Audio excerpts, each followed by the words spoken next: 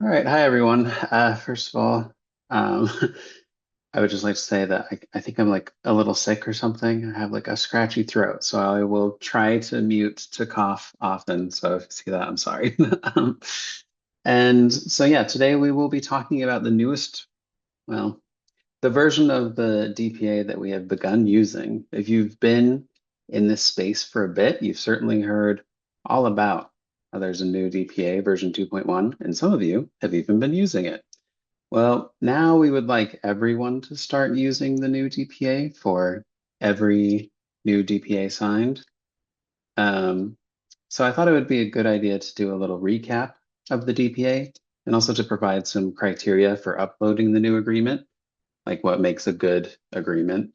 So if this is your first day as a data manager, if you've been doing it since the SDPA passed, I think that there's something for you here.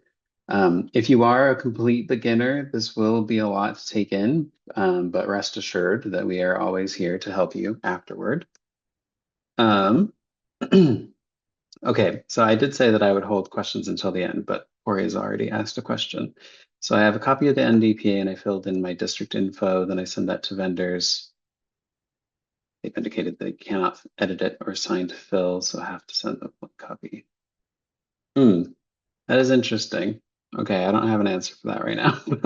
We will save that for the end. Or maybe your peers might have a recommendation as well, because I don't, it's been a while since I've had to send a DPA to a vendor directly, if I'm honest. But anyway, let's get going. Okay, so this is the agenda. We'll cover some basics about the agreement and why we use it, the differences between the newest version and the old version, and the different versions of the new version. And then we'll go through a detailed DPA walkthrough, talk about the submission. And again, I'll note, even if you think that you're an expert, please pay attention. Okay, so let's start at the very beginning. What is a data privacy agreement and why do we use it? Well, this is it, at least the first page of it. And also throughout this presentation, you will see how much I really like the morph transition in PowerPoint. The National Data Privacy Agreement is provided by Access for Learning. It's an agreement between a local education agency, or LEA, and a vendor which details the shared responsibilities between both parties in terms of how student data should be handled. Also, it's worth noting that the agreement is the most relevant for times when a school is sharing data under the FERPA school official exception. If you need a refresher on that, we can provide some resources.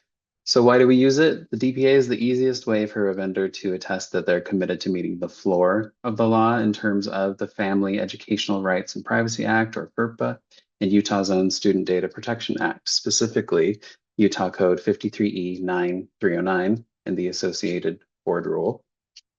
LEAs use the Student Data Privacy Consortium website, SDPC, to manage these documents, uploading them, documenting them, and allowing other LEAs to subscribe, which we will cover later.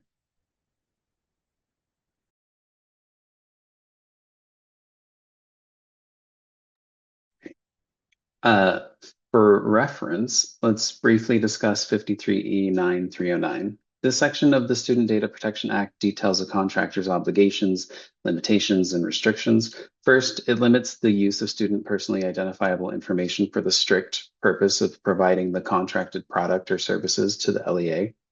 It prohibits targeted advertising and selling student data, though there is some language that allows a degree of recommendation, feedback, or marketing. Um, Also, it allows for parents or adult students to consent to data sharing that may contradict this section. This is especially relevant for products who won't sign a DPA and who technically don't meet the law. There is a mechanism for parents to consent, so please reach out if you're ever in that situation and we can give some non-legal technical assistance. This section also lists some required contract provisions, such as requirements and restrictions related to collection, use, storage, or sharing of student data, a description of a person or affiliate with whom the third party might share data, which we'll discuss, provisions that prohibit secondary use and require destruction of data, also an agreement that the contractor can be audited for compliance, which we'll also discuss. But again, the value of the DPA is that you don't necessarily have to keep track of this for every single contract that you sign. Instead, if a vendor signs the DPA and promises to follow it, then both parties are good, ideally, hopefully. An important part of the DPA that we need to discuss for later is the Exhibit E. The Exhibit E, if signed by the vendor, allows other LEAs in the state to piggyback onto the agreement. I'll show you how you can do that later. The Exhibit E is great because it means the LEAs and the vendor don't have to go back and forth signing a new agreement every time a new LEA wants to use the product. It saves time and money for everyone. Here are some important terms that we will use throughout this presentation. Provider, which is the vendor providing goods or services, or contractor, I suppose it could be too. Originator, which is the first LEA to sign the agreement with the vendor, or the LEA with whom the contract applies with the vendor, which we'll see with a different version later. Subscriber is an LEA that piggybacks onto the agreement using the Exhibit E. So we'll see all three of those terms used throughout this. Oh, and I forgot to send this, but I have a link to some blank DPAs. When we are walking through it later, if you want to follow along, you can open those up. Okay.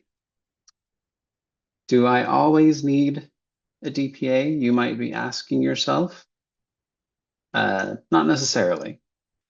There are times when a DPA isn't necessary. For example, there are products and services offered by USBE or UEN, like assessment software, or Canvas or Zoom. USBE and UEN independently negotiate with those vendors and have contracts that encompass those requirements that we mentioned earlier. So LEAs across the state can use these products without having to sign DPAs or Exhibit Es themselves. Also, if a vendor absolutely refuses to sign a DPA for whatever reason, there may still be a path forward for using that product, as long as their privacy policy, service agreement, or a custom DPA meets the requirements under FERPA and Utah state law. A couple examples of that would be like Microsoft and Google, who have never signed a DPA, but we still use them in the state. If you find yourself in a situation like this, feel free to reach out to us for non-legal technical assistance. Finally, some badges might be sufficient. As a team, we're trying to move away from badges, but on a case-by-case basis, a vendor having some kind of badge-based assurance, such as I Keep Safe, might be sufficient. We will likely talk about this more in the future when Nicole returns. But a DPA is preferred, especially for these two cases. Okay, so I mentioned earlier that we can now use a new version of the DPA 2.1. The main practical difference between these is that the new agreement doesn't expire. Previously, the DPA expired every 3 years, meaning that you'd have to keep track of that and go out and renegotiate after 3 years, but that's no longer necessary. However, what that means is that it's really important that these agreements are filled out correctly the first time and that LEAs know how to do that. Also, we haven't really figured this out yet. It's more of an idea, but we may come up with a schedule for reviewing DPAs to ensure that they're still accurate after a certain amount of time. Another big change to the DPA is the addition of the Exhibit G, which has allowed us to list some Utah-specific requests. We have 3 currently. First, a reminder to the vendor that an LEA may audit them for compliance and how they may meet that requirement. Second, we request a list of sub-processors. Remember earlier when we talked about a description of people or affiliates who may have access to student data. We also ask the vendor to list the personal data that will be collected related to staff or educators. So yeah, that's in our Exhibit G, which again, we will discuss more later. And also, it's worth saying that the version 2.1 isn't the end. In fact, there's already a version 2.2. We're just not using it yet. There will be new versions of the DPA in the future. We meet each week currently with Access for Learning as they're working on version 2.3 and then eventually 3.0. So there will be new versions and we will incorporate them over time and provide training like this one. Okay, another concept that we need to discuss before we take a tour of the DPA is the Exhibit H.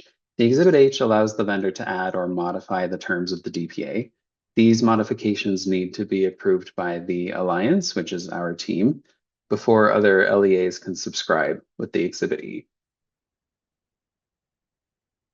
And as mentioned earlier, there are different versions of the new version of the DPA, which exists because of a combination between Exhibit E and Exhibit H. So you might remember back with the version 1 that there were checkboxes for Exhibit H and E, and that's what changed the agreement type.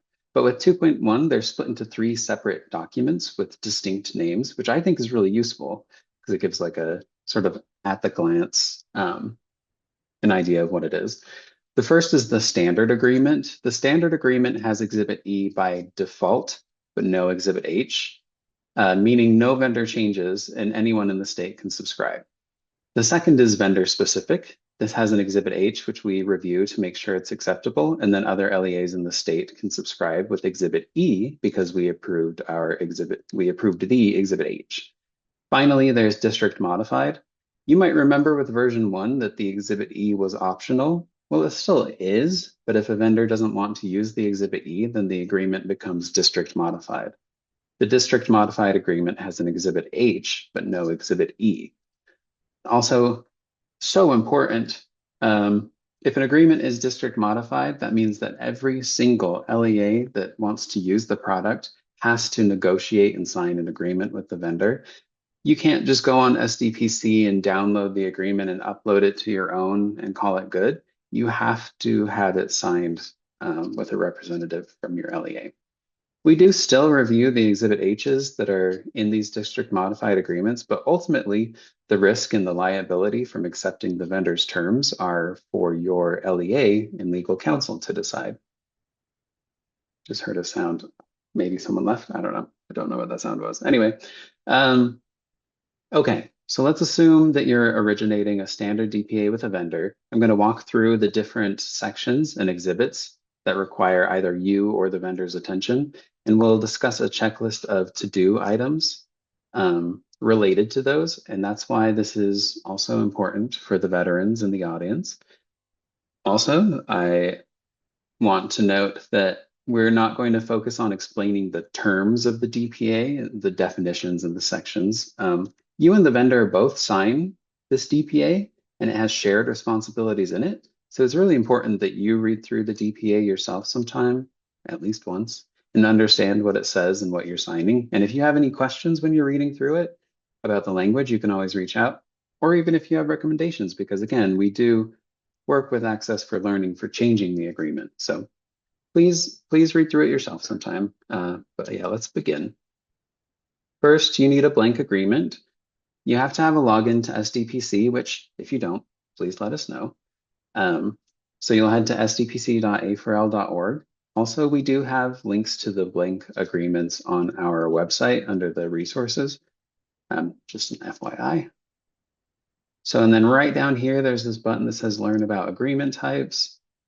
We can click that to open this list, which gives you some descriptions of the different agreements and a link that lets you download it. And yeah, again, we do have links to these on our website as well. And a few notes before we continue. First, you and the vendor will need to use the PDF version. I guess this relates to that question that was asked earlier. It can't be converted to a Word doc. I've had some vendors express frustrations from this, which I totally get, but I believe that this is a requirement for 2 reasons. 1, consistency in formatting, and 2, because some vendors have in the past made changes to the terms or provisions in a sort of sneaky manner. Whether that was malicious or not, I don't know, but it was sneaky. So having these sections of the PDF locked help prevent that from happening, as it can be hard to catch if it does happen. Any changes that a vendor wants to make has to happen in the Exhibit H, as we talked about earlier, as part of a vendor-specific or district modified agreement. If changes need to be made to some of the agreements after the fact, which is definitely more likely now that it doesn't expire, the vendor can do so with the various addenda, which should be made available in this link. That link is the usage guide, which also has other helpful information and what I based part of this presentation on. Okay, so page 1, pretty easy one. You and the vendor both provide your respective information. Also, the provider should be the company and not a product or service or whatever, the vendor or the company. When you enter your information here, it autofills some other sections of the report, which is why it's important to have it correct here. Okay, page 2. Some of this info should autofill, like I said, from the first page, but make sure you and the vendor both include your address. And then this down here, I've seen this a lot in agreements that have been uploaded. This little Exhibit G box needs to be checked always because now the Exhibit G is in every single agreement. So this has to be checked to say that the Exhibit G is incorporated. So just make sure that this is checked before you upload. I've had some interesting conversations about that Exhibit G checkbox from some vendors, but it always has to be checked. Next, page 3, which is where you'll include some more detailed contact information. You'll notice that the bottom of the page has spaces for different individuals to receive notices, such as legal and security. The copy to in the middle isn't required, but the other two are, and especially the security notices. Both you and the vendor will sign this page. Ideally, you shouldn't sign until the agreement is done. And again, I said I was going to hold questions till the end, but I just saw Whitney's. Do we need the G checkbox if the exhibit is required?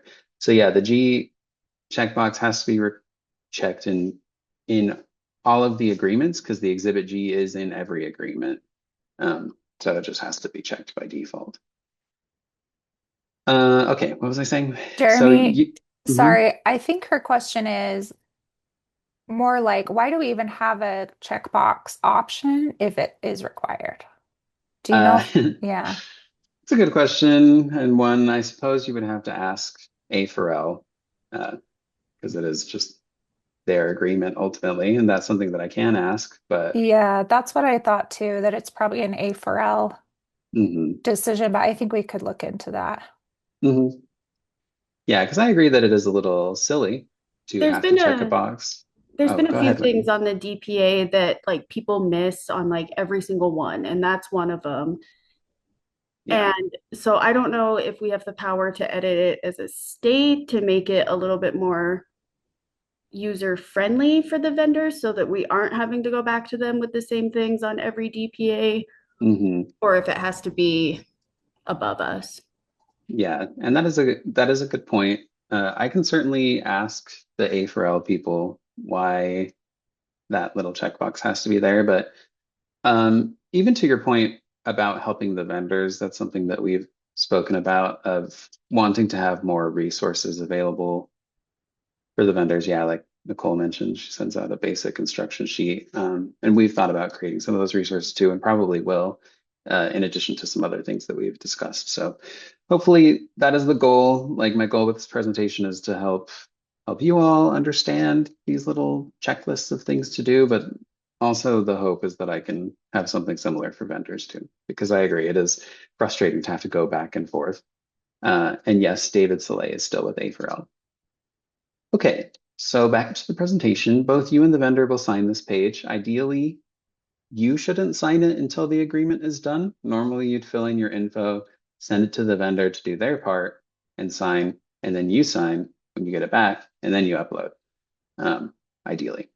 Also, because these agreements don't expire, but turnover happens quite commonly, both you and the vendor should use email aliases like privacy@yourdistrict.com or something like that, a shared inbox that can be given to your successor. Just makes it a little bit easier to, because when I was doing that EdTech report, that EdTech investigation that I presented on recently, there were so many times when I would reach out to a vendor using the contact information that was on their DPA and get nothing in return because the person didn't work there anymore. So, uh, and that was on an agreement that expired after 3 years. So yeah, I would say something to think about is having some sort of shared inbox. And again, that's information that hopefully we could convey to vendors as well. Please make sure that this section is complete, titles, email addresses, etc. Next is the Exhibit A. This is the vendor's responsibility. They'll list out the exact products and resources that are covered by the DPA. This doesn't need to be super detailed, though I do appreciate when they provide like a brief description because it's just useful for me mostly and maybe for other people that sign it.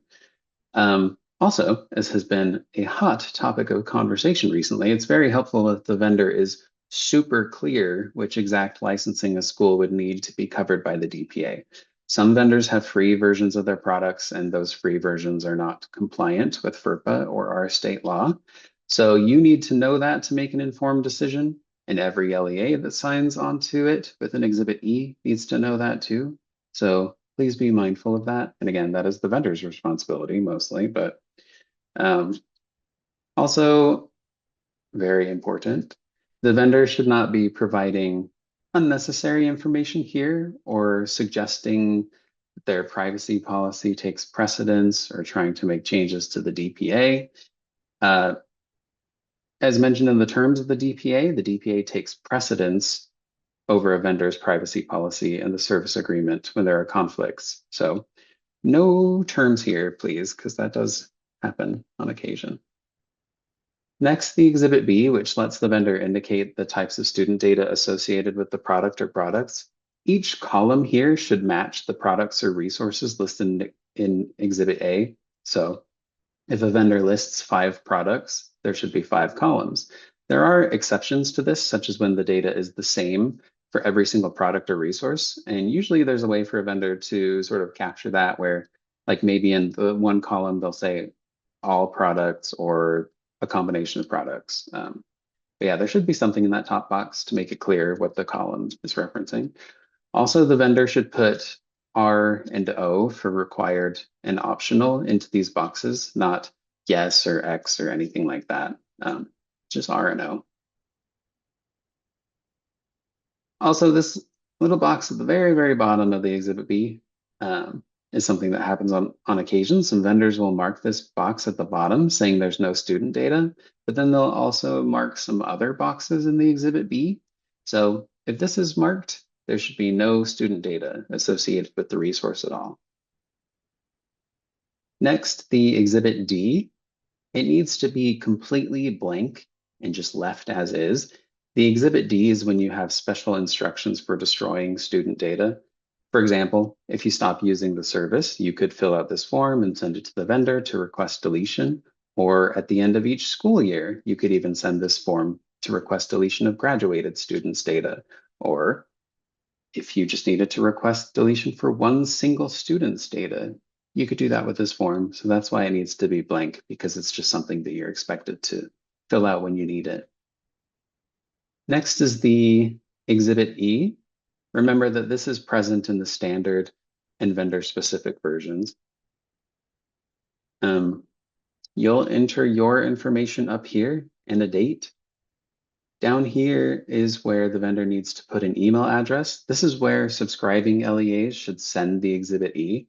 I see this blank quite often, which makes sense because it's kind of just like tucked in the middle there, but there needs to be some kind of contact email here. And then the vendor should sign and provide the rest of this required information.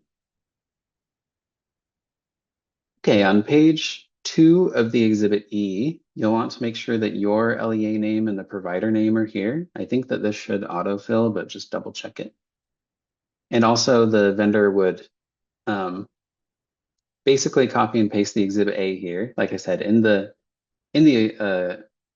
version 2.1, this should autofill with the Exhibit A, but that can create some interesting situations where, like, if we're reviewing a DPA and we tell you to ask the vendor to update the Exhibit A, sometimes they update that, but then this is left as it was before. So anyway, just the vendor should be making sure that this matches the Exhibit A. Okay, page 3. On page 3, you just need these 2 boxes filled in, just these 2. Everything else on the page should be blank because this is where the subscribing LEA can put in their information. When you upload the agreement to SDPC, you also have to upload the Exhibit E by itself, which is used for the Auto Exhibit E creator. So you can do this in a few ways. You could do it by making a copy of the document and then deleting the other pages in Adobe Acrobat and then saving the Exhibit E by itself. Or you could print to PDF and only print the Exhibit E pages. So there are some options here, although I know it can be like a little annoying to have to do that, but it's to make the auto exhibit E easier to use. Next is the exhibit F. The vendor fills this out. They indicate which cybersecurity framework they utilize. This is a requirement under state law. There have been cases where a vendor doesn't check a box, but they provide sufficient and adequate information in the box below. For example, we do allow SOC 2 and SOC 3 reports, but in general, we'd like vendors to use an auditable framework. But this is kind of a case-by-case basis. So often when we're approving DPAs, we'll look at this and make sure it's adequate. And then next is the thing that we talked about earlier, the Exhibit G. And this section is completely new to this version, and it's really only for the vendor. The first one, again, is just a reminder that they may be audited and giving some instructions for how they can meet that.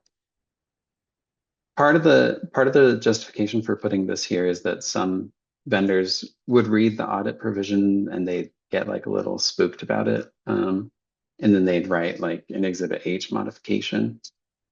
So we want them to be aware that it's not necessarily a scary thing, the audit, and there are ways that they can provide us information to meet those requirements. But something that the vendor needs to do on this section is that they need to provide a list of their sub-processors or a link to the list or say none.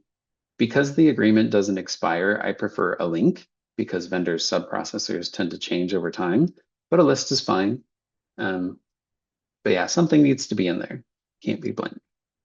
Next, this is similar to the Exhibit B, but it's meant for educator or staff data related to the product. So if an admin has an account or teachers log into it, the vendor should list those data elements. The idea for this was that between it and the Exhibit B, you would hopefully have a clear picture of the personal data associated with each application that you use. And part of the impetus for this was that Government Data Privacy Act and the privacy program mentioned before, is that I assume that these sort of personal data inventories will be important going forward. Okay, what if a vendor wants to make changes to the agreement? Well, we wish that they wouldn't, but they can use the vendor-specific agreement. Remember, this is an entirely separate agreement, so you basically have to start over if the vendor wants to use this.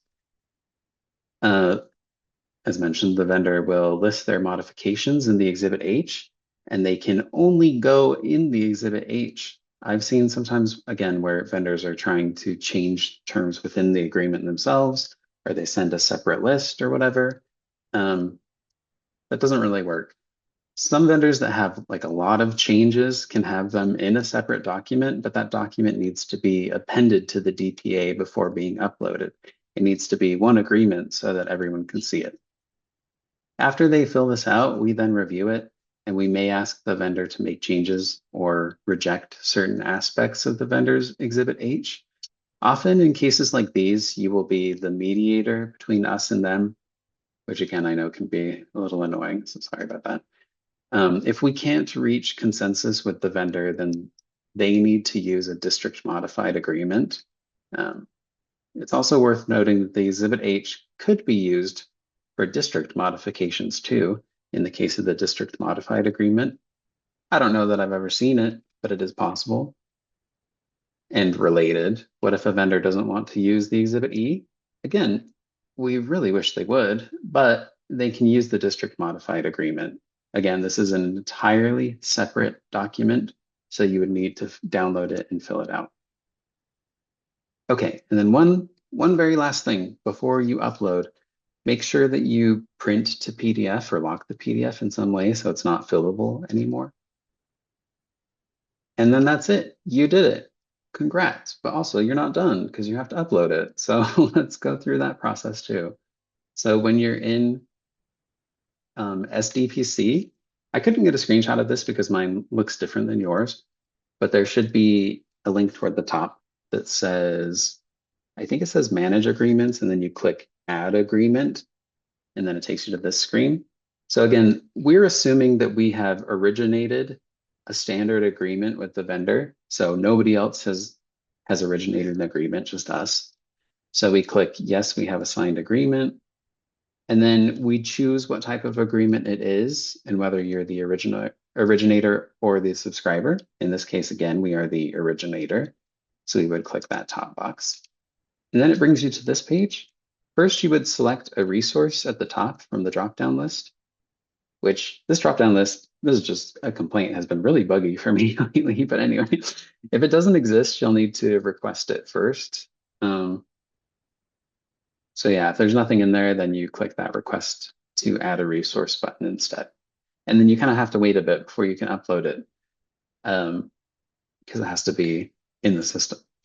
Make sure that the information in this resource list matches what's on the DPA. Again, I've seen that before where the provider name on the document doesn't match what's in SDPC. So just make sure that those two things do match.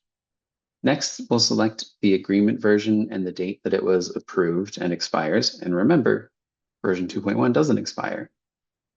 As applicable from the Exhibit E page, you can add that email address for the vendor to send Exhibit Es. This is optional, but I think it is helpful. Even helpful for me, again, going back to that EdTech investigation. And then you will, from here, upload the signed PDF, the entire agreement, and you'll set its status to active. If there are any restrictions here, for example, like for teacher use only or paid licenses only, you can list that here, which again is not only helpful for you if you're using SDPC as your metadata dictionary, but helpful for us and other LEAs as well. Can be. Okay, and then this is just further down the page. Again, a lot of this information is more useful if you're using SDPC as your metadata dictionary, but I think it's still worth selecting. So you'll choose what grade levels and the subject, like the content area related to it. And then further down the page, similar story for the rest of this. More useful if it's your metadata dictionary, but still helpful. So listing the justification and the FERPA exception that it falls under, which again, for most DPAs is going to be school official, but not always.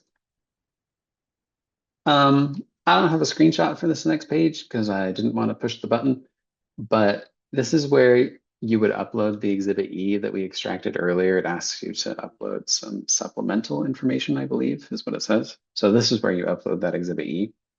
Also, shout out if you're like me and loved MySpace and have a real affinity for blingy GIFs.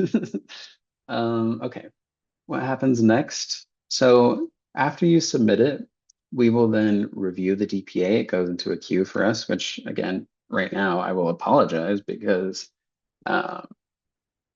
this has taken me a bit. So this process will be faster when Nicole is back, I promise. If we notice any issues, we'll ask you or you coordinating through the vendor to fix them. And if there aren't any issues, we just approve it. And again, this can take a bit, but it will be faster eventually, I promise. Also, when you do upload that vendor-specific agreement that has that Exhibit H or the district modified, reviewing those does take quite a bit longer. And again, won't take as long as the future, but it does still take a while to go through those. And if we can't reach an agreement with that vendor, then you have to sign a district modified agreement, which again can be frustrating because that's an entirely separate document. So we always hope the vendors will just be cool. I don't know. Okay, so we walked through the process as if we were originating a DPA, but what if we want to subscribe to an existing agreement? That's where we can use the Auto Exhibit E creator. So again, my SDPC looks different, so I was trying to remember this process, but I think when you're looking at your LEA in SDPC, you should see a screen that looks kind of like this, and then you can click the Use Exhibit E creator. From here, it will then list all of the statewide Exhibit Es for the state. And then you will click that Create Exhibit E button. And again, from memory, I remember this being pretty easy. I didn't want to do it on USBE's account for the screenshots. I just remember that the process is pretty self-explanatory after you click that button. Again, that's the nice thing about the Exhibit E, is that it's pretty easy to subscribe to. Okay, so it's been about 30 minutes, so we can do this little experiment. I have a fake DPA that I created that I figured that we could walk through together. And then I will go back and get to all of your questions. Okay, so let me get a link to this DPA. And then I will share my screen and we'll go through it together. But I want you to just either shout out in the either in the chat, or you can even just come off mute and just speak up. And we'll see if you can catch some of the issues with it. Okay, here is a link to that fake document, and then let me share my screen again.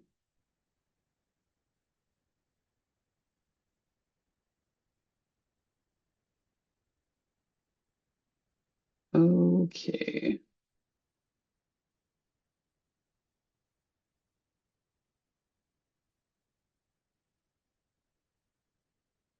Okay, and then I have to go through and pull everything up again, my chat and everything. Okay, we're good. All right, let me zoom in here. Okay, so again, our goal is that we're going to walk through this agreement together. I want you primarily to tell me if you spot any issues, tell me if we're good. So looking at this first page, any thoughts? Other than I hope that Twin Peaks Charter School isn't real and it was just a reference to my favorite television show.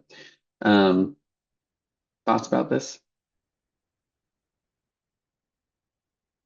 So I'll get started and I'll say Superlearn LMS. My first thought when I see this is I'm like, is that the name of the company or is it just the name of a product? I don't know. And that's the sort of thing where you probably have to do some research just to make sure that this matches whatever is in SDPC. My thought is that this is maybe supposed to be Superlearn LLC.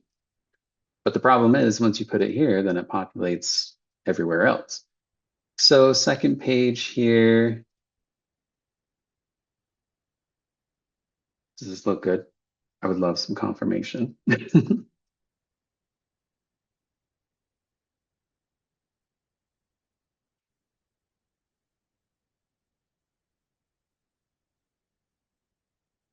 Yes. Okay. Thank you so much. Yeah. Yep. This looks good. Again, we don't know if the name is correct, but that's whatever. Yep. That's a good point. Yeah, their address is in Timpanogos Caves. That is a little weird. Again, I hope 123 Elm Street isn't real. The box is checked, so we're great. Okay, second page here. Also gave myself a title for a Roman commander, which is very lofty. Please look through this section. Tell me if you notice any issues that you would like to correct here. Security notices blank. Yep. Security notices to providers blank. I don't have a signature that is correct. And yeah, those are the issues here. So good catch. Good catch there. All of these signatures that I did on this document, I just scribbled in Acrobat, so they all look insane. And again, a lot of references here, like to the 90s movie Hackers, a classic. Okay. So again, these are the terms that I would encourage you to read through yourself sometime, just so you know what you're agreeing to by signing, because again, it's shared responsibilities. So there is a section here that is about your responsibility as an LEA. So we'll go to the next section that is filled out. Okay, the Exhibit A, products and services. It's kind of a lot to look at here, but just take a look and tell me if anything stands out to you, if something should be changed or removed, or if it looks good.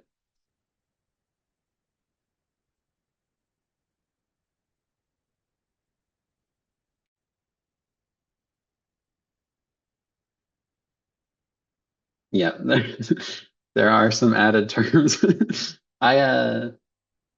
DPA is king over privacy policy, cannot remove 5.3. Yeah, the vendor thought that they could put their modifications here, which this isn't the place for it. It should go in Exhibit H. But even if this were the place, these terms are not acceptable at all. And you might notice throughout this agreement as we look at it that it is perhaps based on some deep frustration. The overly legal language can be very funny, so I wanted to go like crazy with that here. But okay, but they did at least, some props to Superlearn. They did at least list the products here as a list. Again, I'd like a short description, but it's not required. Again, I come to here, a revolutionary new suite of artificial intelligence tools, uh, to note that future versions of the DPA that are already in progress do include some like AI app vetting components. So I'm really excited for that to be released eventually because I think that'll be really helpful for all of you. The idea of the additional components related to AI vetting when it comes to apps is something that we'd like to create some more resources. We do already have, presentations that we've given before. We have some advice, but I would like more assistance for you all. So that will be forthcoming. Okay. So the DPA then is supposed to cover their 4 products. So then we go to the Exhibit B and we take a look at this. Thoughts about this one? Does it look good? I see ours. That's good. Everything, all of it. Yeah, there is an X in the admin box. Again, Superlearn LMS looks good, has ours. The Panopticon, a little excessive. No data for the 4th product, Math Blaster, which shout out Math Blaster. Loved that as a kid. And they really do get so confused with R and O. So R is supposed to be for required data elements, like what they absolutely need to make the product work, what they need to provide the services to you. And then O would be optional because there might be some applications where like you can go into a student profile or the student can go into their profile and maybe add some additional information.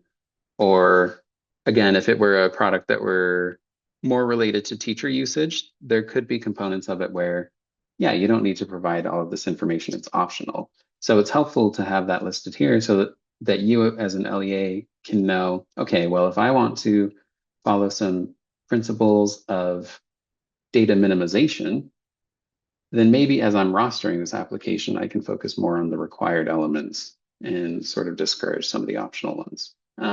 So it's more just for that helpful information, which again, I really appreciated that change because again, going through that ed tech investigation before, there were a lot of products where it was clear to me that a lot of the data elements were optional, but when they're all listed on the agreement, it can look like the vendor is requesting way more than they need to. In this case, Panopticon is requesting way more than it needs to. And again, I would be hesitant about this product. Okay, so scrolling down again, I felt good about Superlearn, but then they did put a yes in that box, unfortunately. I will say the one place where an X makes sense is this bottom box, the no student data. If a vendor puts an X here, that makes sense because putting an R and an O doesn't really make sense. Also, again, this is a new element in version 2.1. You might remember that previously version 1 of the DPA said that data could only be stored in the United States, which actually isn't a requirement that is universal across the different states in the alliance. For example, there's nothing in Utah's laws prohibiting a vendor from storing data outside of the US, to my knowledge. So that's a new section. Again, not going to look at the definitions. Thoughts about Exhibit D? Oh, great question about the optional items as data elements. When uploading, do we include them? I don't know. Do you have thoughts about that, Katie? I don't know that there's like any official guidance or anything. Yeah, I'd say there's probably no official guidance, but the goal, at least originally, the goal of allowing someone to indicate the data elements when you're uploading is for transparency to parents and other stakeholders. So I would say if they marked some stuff as optional, but you never intend to provide that data to them. For example, if a software could, you could upload IEPs, but under your LEA's policies, you're like, no, we're never going to do that, then I would recommend not including it, or not selecting it, because again, the goal of that functionality is to provide transparency. So you'd want to make it reflective of what's actually going on in your LEA. That's my opinion. But yeah, no formal guidance on that. Yeah, thanks, Katie. That's my feeling too. Is that again, I think of that, yeah, not only as transparency, but also for your benefit in terms of that inventory of personal data. So if it makes sense that you would never collect that, then you shouldn't list it, ideally. Okay, thoughts about Exhibit D? Does it look good? Yeah, shouldn't be signed, shouldn't be future dated, should be blank for sure. Good catch. Okay, Exhibit E. How does this look?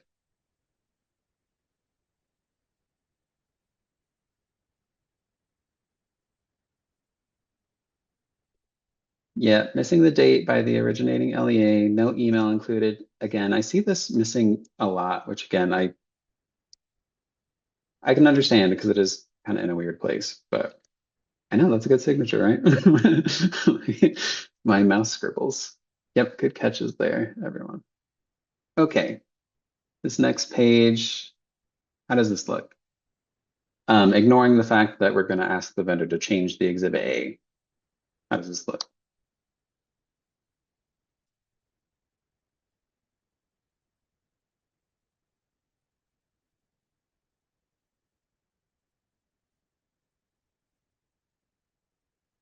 Yes, thank you, Nicole. It looks good.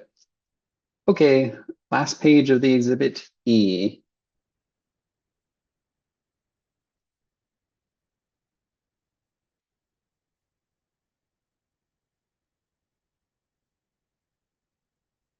Yeah, I shouldn't be on there. I shouldn't be the subscribing LEA because I was the originating LEA. Also, what's kind of funny is that I actually didn't realize that up here there is a little box that says subscribing LEA. I somehow have not seen that until I was doing this, which is interesting. So now I'm like, I need to go back and make sure that there's something in there when people sign the Exhibit E. Um, which I think doesn't really matter. It should be blank. I believe that this would then get populated in that auto Exhibit E, but nothing should be up there at that top one. Okay, yep. Good catch. I shouldn't be signing this. This whole thing should be blank. All right, Exhibit F. Let's take a look at this and tell me what you think.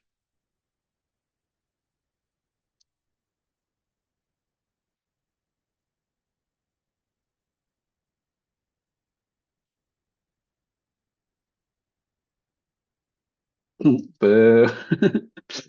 Yeah. Something does have to be checked. Again, I am sympathetic to the vendors that say something similar to this of having a small team, yada, yada, yada. But there are methods for still engaging in secure coding practices, engaging in cybersecurity frameworks, even if you're a small team. And I would also recommend maybe if you're a small vendor that you change the scope of your service.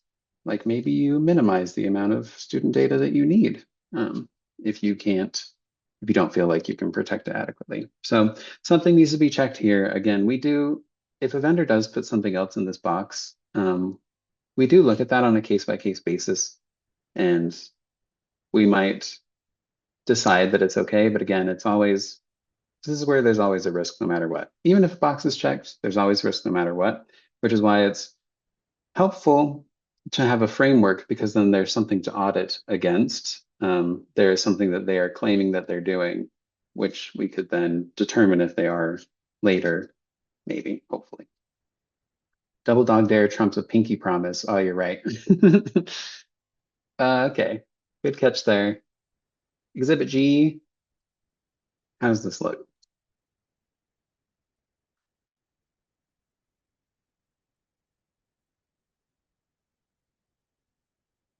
Yeah, that's a good question. I will, yeah, in the past, there have been a few that we have approved where they have talked about how they've had independent audits or they have a SOC 2 report and they're willing to provide it to us. But again, that is just a case by case basis. Yep, this box is completely blank. Again, I did this because I keep seeing it, which again makes sense. Exhibit G is a new thing. And again, I'm sympathetic to the fact that if a vendor is signing a bunch of agreements across the nation, each Exhibit G is going to look a little different.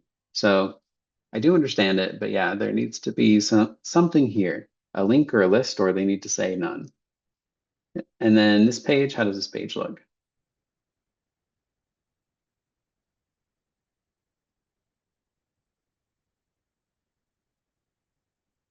Yeah, there are a lot of times that I've seen this recently where they'll say no collection. And I'm like, is there really no collection? So you have student data, but you don't have a teacher sign into it. You don't have an admin account that rosters it. In the case of our Panopticon products, there's really no teacher, educator, or staff data in that one. Seems unlikely to me. So that's usually when we would come back and ask you to ask the vendor. But this one's a little tricky because again, it's like similar to the Exhibit B, we're just sort of taking the vendor at their word a little bit. And going back to the Exhibit B, another thing that I wanted to note is that I think that it's completely fair if you're looking through the Exhibit B, you're like, do they really need all of this data? Or do they really only collect this data to just ask the vendor? Because as we know, sometimes these DPAs go to legal teams or salespeople, maybe not the technical teams. So I would really love it if the Exhibit B were very accurate. So if something about it doesn't pass the gut check, then I think you can totally ask the vendor about that. And that's it. Thank you all so much for engaging in this little activity with me. You all did amazing. Nicole. Oh, interesting. And back in the data manager profile, saw that there had been an update to the way that we put in the address. To clarify, like we got an Exhibit E returned to us and said we need you to do this again because it doesn't have your city and state on it. Mm, And so we went back into the data manager profile and found out that there was a different way. He's like, Troy was like, I put it all in there, but mm. how they had updated it, it wasn't putting in our city and state. Oh, okay. Yeah, there have been a few times where I see something in I here can where I'm like, speak to that a little bit more, what we found out, if I can jump in here real quick. yes, please do. So when you go into your account in the SDPC side, there are actually two different places where you have to list your address. And if you don't fill it out properly, you get what we got, which was a partial address rather than a complete address. And so I just had to go back in there and add that secondary field, which was the full address. That didn't used Mm. to be there to my knowledge. Oh, okay. And so that's like a part of that auto exhibit E creator thing, right? Yeah, it pulls it from your SDPC profile account where you're listing all of your school district information out, but there's now a second field that's in there. It Okay. could have been in there for a little while. It's just something that we hadn't updated, and it was pulling from there rather than the original. So at some point, it switched, and because it wasn't full, they weren't getting the full information. So I just had to go in there and correct the address and provide that second field of data. Okay, that's super helpful. Thank you. Thank you for that. Again, it's tricky because our STPC looks a bit different and my memory is very hazy from when I was in it as an LEA. So thank you for that. Katie, I know we are at time, in fact, over it. No, Um, let's keep going. okay, are there Yes. are there any questions that you saw? Yeah, so we've got a few from Troy Fernley. Oh, what did I just call you out by name in this recorded webinar? Sorry, Troy. But they're all really good questions for the public record. So he notes, and we got a couple questions about expiration dates. So uh, Troy notes that when you're uploading the V2 of the NDPA, that it still prompts an expiration or requires an expiration date. Uh, Um, is that, uh, did we update that? So Okay, but we it was did, quite recent. yeah, we did update that a couple of weeks ago because someone else had emailed to us about that, and then I asked for some feedback. So it should be now that there shouldn't be a default expiration date.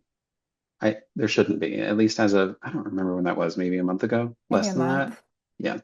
So if there still is, let me know, but there shouldn't be, which again is good to keep in mind though, if you do still have exhibit or version ones that you're uploading. So, because then you need to set that 3-year expiration date. But again, I would like everyone to use version 2.1 from now on. So hopefully. Okay, Yeah, do you so see? Troy, yeah, so if you run into that again, let us know. Um, Another question is, what happens if a vendor employee who doesn't have the authority within the vendor hierarchy signs the NDPA? Hmm, that is interesting. I I feel like I've seen that a couple of times on reports, but usually they indicate that they are the designee. And I believe, what does it say? Yeah, the DPA asks for an authorized representative. Yes. So yeah, the designated representative for the provider is the person that fills in their information. And then, yeah, they're the ones that sign. So, I guess I'm just kind of curious how you know that they're not sort of the designated He just or notes that authorized. that hasn't happened, but he was just curious Oh, about it. okay. Okay. Because yeah, as long as, I mean, ultimately that's, I don't know. I guess in my feeling is that that is more on the vendor because it shouldn't be up to us to keep track of who is and isn't allowed to sign it on their part. All right. Do you feel that way, Katie? Yeah, I do. I think Okay. that I mean, it's clear in the language like that falls on them to do it right. Okay. Another question. This is also from Troy. I receive notices of change subprocessors often. When that Mm, happens, does the agreement have to be changed? mm, great question. There is in that resources document that I mentioned earlier. Yeah, that might have to be one that goes into sort of we usually make like a questions and answer doc because typically my understanding is that other parts of the DPA, when a vendor wants to change it, they have to submit an addendum. Um, and those addendums, like it's just a form that they fill out that's provided by A4L. But because Exhibit G is our thing, there's no addendum for that. So I guess that's probably a process that we need to figure out Okay. It definitely ourselves. is an argument in favor of using a link rather than a list, right? Hmm. So, Yeah, okay. because again, that's much easier for them because they can update their link whenever. Yeah. Okay. Next question. Do you recommend holding off on using a program until the DPA has been approved through our team? Do you want to answer that, Katie?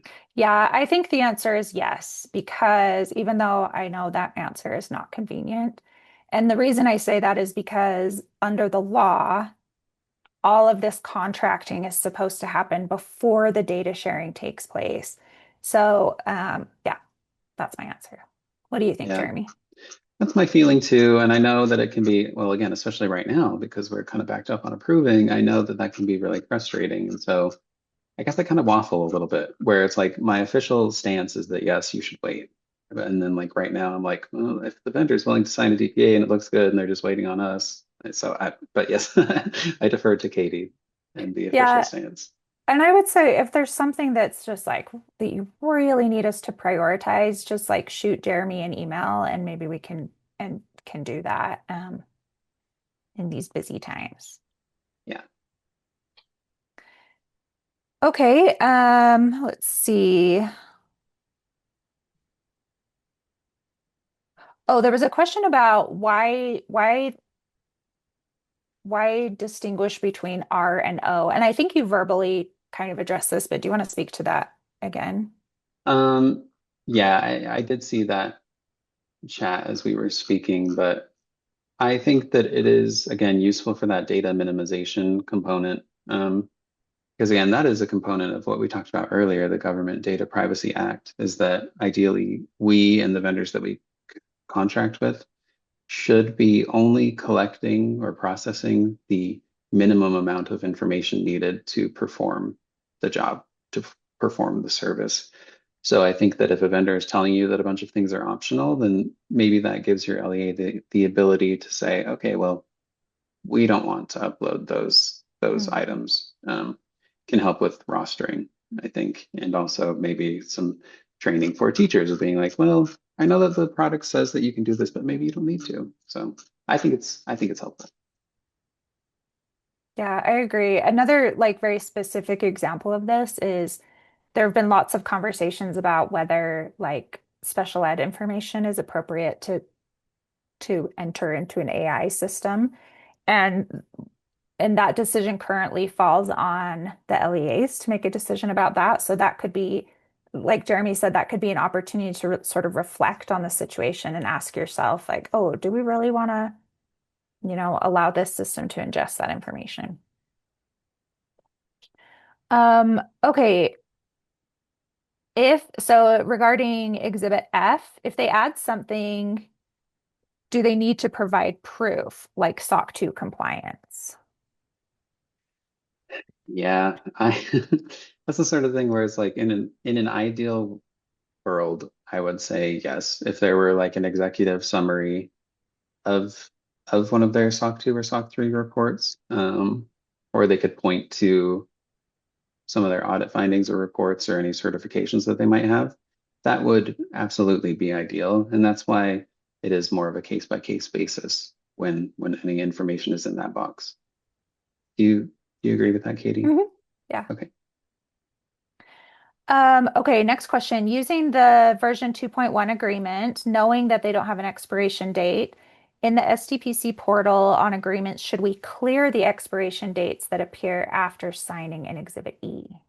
That way we have no confusion on the agreement time period. Interesting. Because again, I know that we removed that. You know that we removed that from the alliance, but I don't know how that applies to the Exhibit E. But yes, if there is a spot where you can clear the date, an expiration date, and if you're able to do that, I would suggest that you do it. But if it is still asking you for that, like if it's giving an automatic 3 years, that's where just let me know because it's not supposed to be right now. It shouldn't. The expiration date should just be blank in both uploading and signing an Exhibit E. Okay. And then Corey has entered an ambiguous statement with a question mark at the end. Microsoft/Google/Adobe. Do you want to do you want to speak to that, Corey? Well, I mean, those are big and we don't have a DPA for any of them, and there's Right. others that are thinking they're big too. Yeah, so fortunately, Adobe is covered under the UEN contract. So it's not a traditional DPA, but it does have all the necessary language in it. Is But that yeah, only Microsoft. for Express? No, it's for the full Adobe suite, with the possible exception of Adobe Sign that I'm not clear on. But yeah. Okay. But yeah, But yes, Microsoft and Google, those ones, you're right, they won't sign a DPA, so you're relying on their contract to meet all the necessary requirements, which is allowed. Like the law doesn't say you have to use a DPA. The law says you have to have certain contract provisions in place. yeah, but it is useful to keep in mind because again, with Microsoft and Google, like Nicole has gone through both of their sort of provided information as like cross-referenced it with the law and it looks good, but that's not the case in terms of like Google's additional services, which do not meet the floor of our law. So yeah, I wish that they had a DPA. Emily, go ahead. I had a question from one of the schools that I work with about Amplify products, and I'm not as fluent in this stuff as I wish that I was. So maybe if there's someone else on the teams who has another opinion, but it seems like if the state enters into an agreement with Amplify, for example, as an assessment provider, the DPA should be resolved before the districts even get it. And so the situation we're having with Amplify is it seems like they want to make a lot of changes to the agreement, and not all schools have the resources to review these changes, I guess, and make these exceptions or approve these changes for everyone in the state. Yeah, I see Troy's hand up and I'll let him speak in a moment, but I just want to say that if it were, my understanding is that Amplify isn't, they don't have the state contract for the Acadience assessment, ALO does. And so if there is a state contract, you don't need a DPA, but where Amplify doesn't have a state contract anymore, you do. And I know that there is a DPA that's in progress, which I think, as you mentioned, has Exhibit H modifications. And so that's where, in cases like that, it comes to us. We review it, which again, like I said, right now is taking longer than usual, but we review it and then go back and forth with the vendor on any of those changes. So that responsibility for reviewing some of those changes is more on us than the LEAs themselves in that case. Troy, go ahead. Yeah, my hand went up a little early and I wasn't responding to her question. So if there's Oh, other okay. people ahead of me, let them go, please. Okay. Katie, did I answer that correctly? I think so. Okay, cool. Yeah, go ahead, Troy.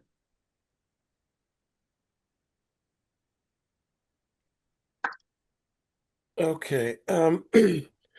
So I guess the question that I have is, I'm going back to the old days when there was a lot more manual things that were done, and there was a lot of pushback by vendors because they really didn't need our business as much as they might need now, or because there are others that are adopting the same things that we're doing now. And I'm just curious in your dealings with A4L, your dealings with other states. Nicole and I have been on calls and meetings where we participated with other states, and there's still this kind of like, well, Utah is way ahead of everybody still.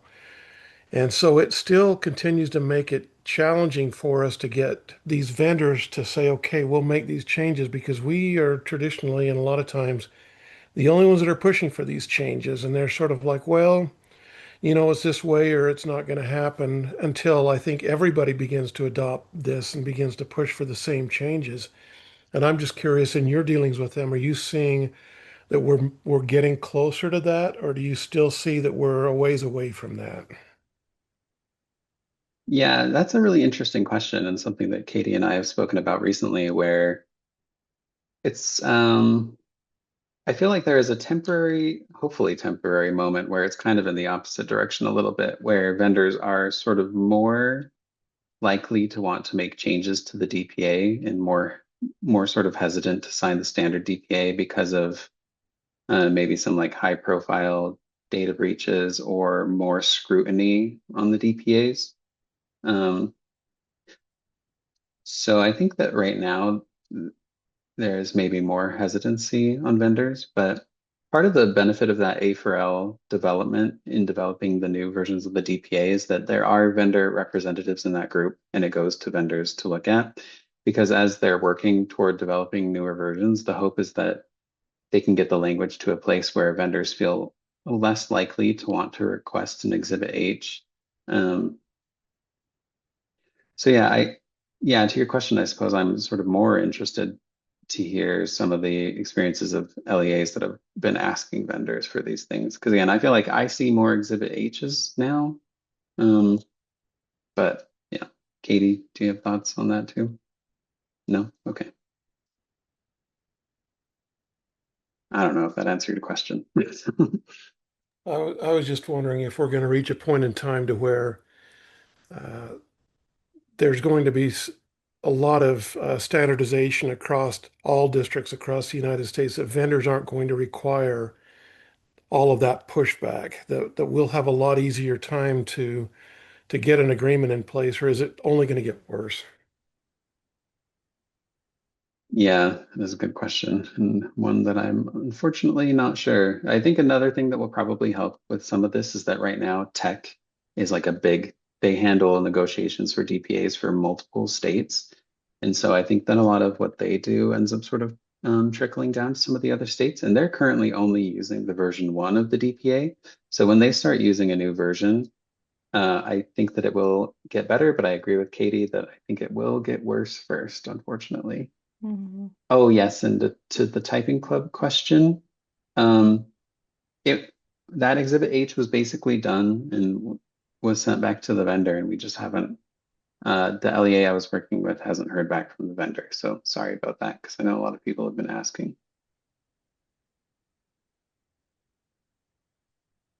Okay, well now we're very over time, Katie. No, no problem. We did have one more question. I think I'll take this one on. So Whitney asked, can we include Microsoft and Google in our registration as a required for operations program to get parental consent? I've heard of a district doing this, and I don't know that there's anything in the law that would prevent you from doing this, but the optics might not be very good. And additionally, in most cases, you don't need consent, with the exception of some of the Google services. So Microsoft, your contract with Microsoft should be strong enough that you can use it under the school official exception and not need to get parent consent. Um, that's just those are my thoughts. And we could talk more about it, Whitney, if you want. Okay. Jeremy, thank you so much. This was so great.